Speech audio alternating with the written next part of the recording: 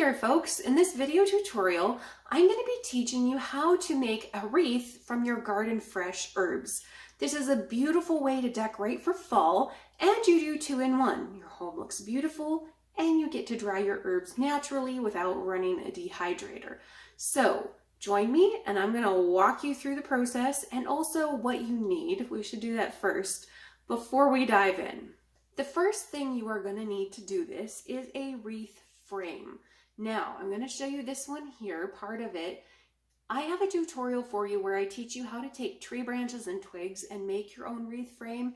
It's very beautiful, it's simple, it's 100% natural. So I'll try to remember to leave a tag to it here now and also again at the end of the video. So you can go check that out. If you don't have a wreath frame, you can make your own, and these will last for years because they're just wood bent into shape, right? So you're going to need a wreath frame. I also like to use a cotton thread cooking twine because it's natural, and then when the time comes to take your herbs off, you're not wrestling with floral wire. You can just clip your string along the back of your frame. Let me show you here. Very easy to remove it that way. Other than that, you need a basket, you need some shears or I can't think of what these are called right now, hedge trimmers.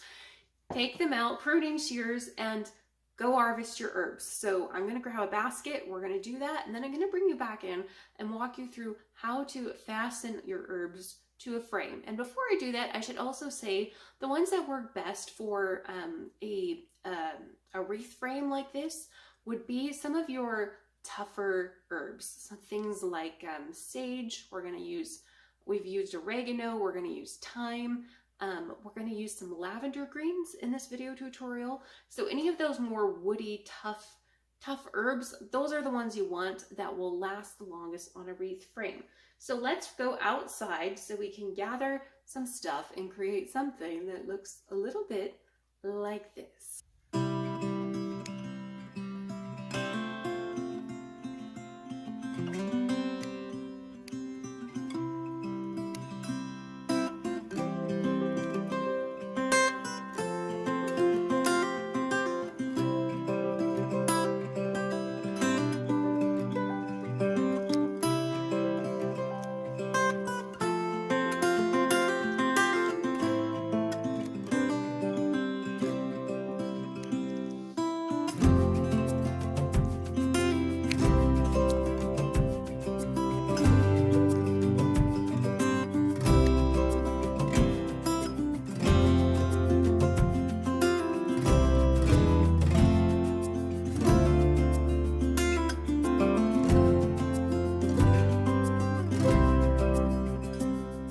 When it comes to making your herb wreath, you simply want to arrange your greenery in bunches, and you can, stagger it a little bit in the front so you don't have a flat surface. Put down different layers, and then you're simply going to fasten this onto your wreath in whichever place and position you would like.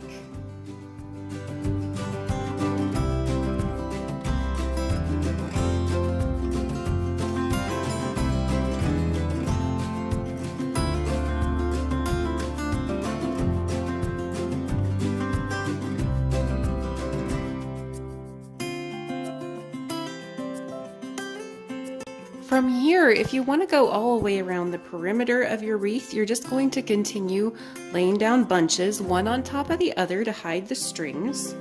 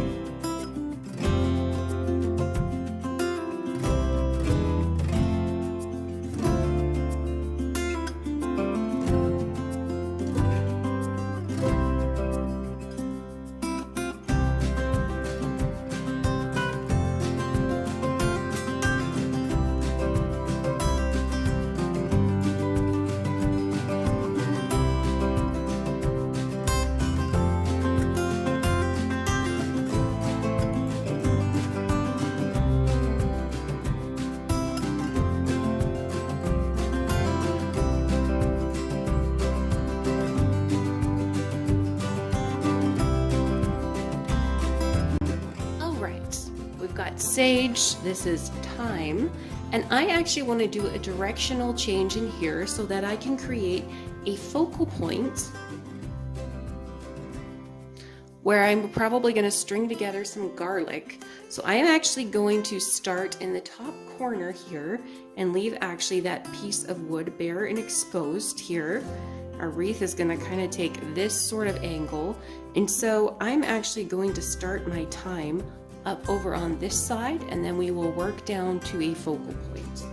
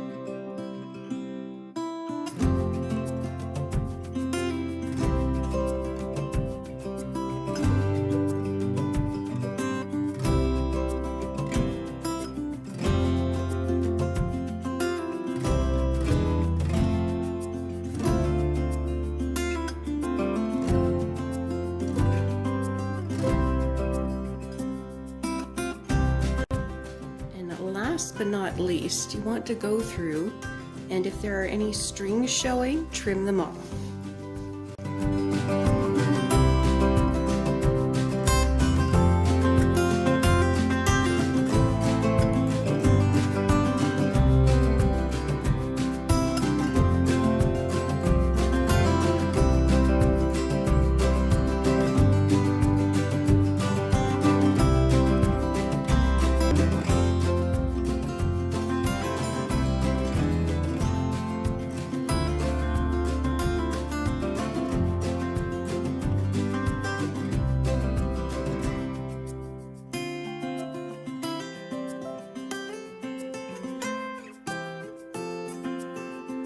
At this point, some of you are probably wondering, okay, it's wonderful to have, a beautiful, fresh wreath frame filled with fresh green herbs, but what do they actually look like once they dry out? Because hello, most of the time they're up, they're gonna be limp and drying. So I'm gonna take you over and show you this one I created about 2 weeks ago and just give you an idea of what it looks like. And I will say right up front, sage is probably one of the droopier herbs that you can use.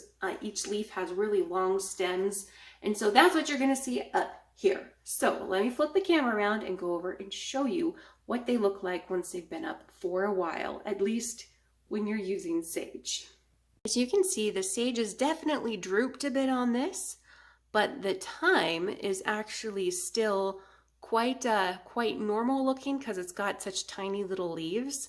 But this is what you're going to get as time goes on, is it is going to droop some. Now that fits right in with my kitchen because if you look down here, you see I have drying oregano and drying sage.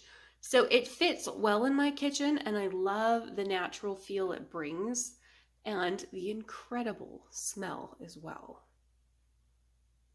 All right, folks, that is how you make a herb wreath. And I love the fact that they dry, they look beautiful. It's a wonderful way to bring a fall vibe to your kitchen, but it's dual purpose, right? It looks beautiful, you're drying your herbs, and then when the time comes, when you're ready for them, you can just snip that string on the back, drop your herbs off, crumble them up, separate leaves from stalks or stems, however, whatever you're working with, however it works with that particular type. And then if you make your own wreath frame, you can redecorate it for Christmas. How cool is that?